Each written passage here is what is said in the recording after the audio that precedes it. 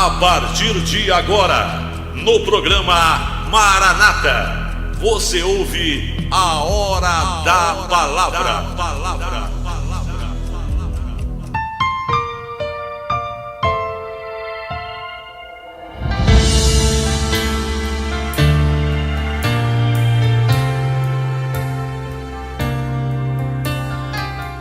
Livro de Hebreus, capítulo número 3, verso de número 4. Porque toda casa é edificada por alguém, mas o que edificou todas as coisas é Deus. Querido irmão, querida irmã que está me ouvindo nesta manhã pela Rádio Regional, você que posteriormente estará ouvindo essa palavra pelo YouTube, pelo Facebook. Aqui nós temos uma carta destinada aos hebreus. Vamos lembrar que hebreu representa o povo judeu. Então é uma carta escrita para um povo que já tem um relacionamento espiritual com Deus, porém que está num processo de aceitação de Cristo Jesus como seu único e legítimo Salvador. Então quando essa carta é destinada, quando esta carta é direcionada aos hebreus, ela está sendo destinada aos judeus.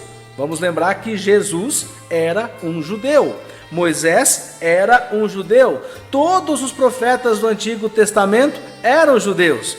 E nesse caso aqui, essa palavra diz que toda casa, ela tem um construtor, tem um edificador, aquele que vai elaborar um projeto de construção. Mas ele, na segunda parte do versículo, ele diz, mas que todas as coisas são construídas por Deus.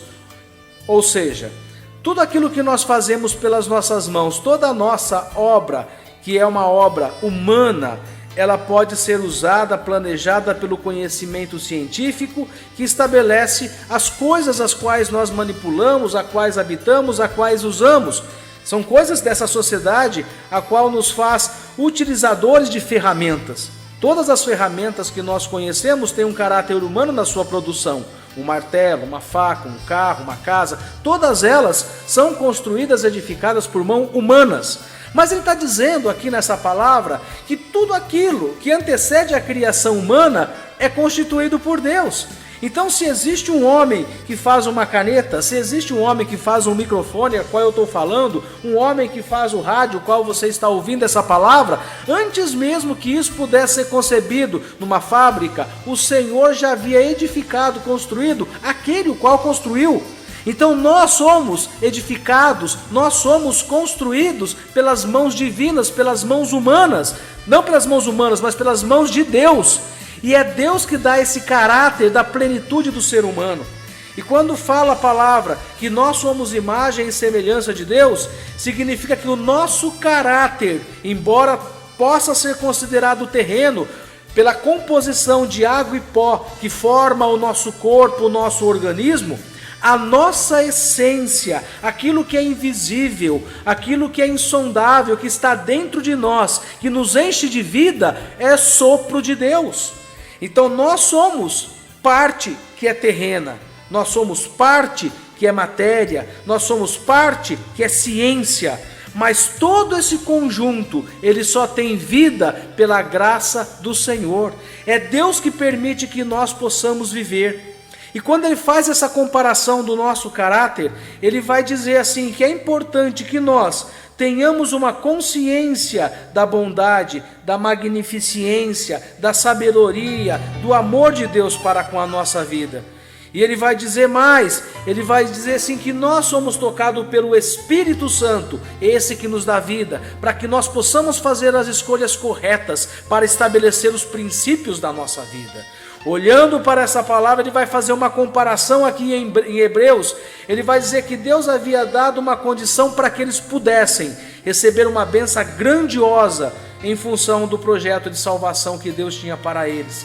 Mas muitos deles pereceram, muitos deles não alcançaram a promessa terrena de chegar à terra prometida, a qual Deus tinha prometido a eles. E o que fez com que eles ficassem no caminho foi a dureza de coração. Eles endureceram o coração e não foram capazes de fechar os olhos para o mundo e abrir os olhos para Deus. Essa é uma condição necessária, porque nós vivemos pela fé. Nós vivemos numa condição espiritual que ela não é materializada na condição do nosso dia a dia, mas é viver pela fé. E viver pela fé é caminhar em direção a algo que nós não conhecemos na sua concepção da revelação, mas nós temos a certeza de algo que nos alimenta interiormente, que nós estaremos tomando posse de algo que é abençoador em nossas vidas. Então a palavra de Deus diz: não endureça os vossos corações. Nesse caso aqui para os hebreus, não façam como seus pais fizeram, não endureçam os vossos corações, porque isso levará vocês à morte, isso levará vocês a padecerem, assim como seus pais padeceram no deserto.